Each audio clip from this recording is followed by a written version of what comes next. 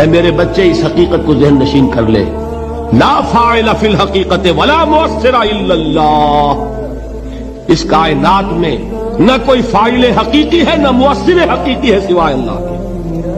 کسی شے میں کوئی تاثیر نہیں اگر اللہ نہ چاہے، آگ جلا نہیں سکتی اگر اللہ نہ چاہے، پانی ڈبو نہیں سکتا اگر اللہ نہ چاہے، زہر ہلاک نہیں کر سکتا اگر اللہ نہ چاہے، کوئی چیز فائدہ نہیں پہنچا سکتی اگر اللہ نہ چاہے۔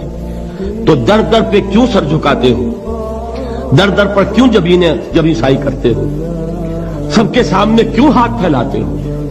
ایک اللہ سے مانگو، ایک اللہ کے سامنے زمین پر اپنی جبین رکھو۔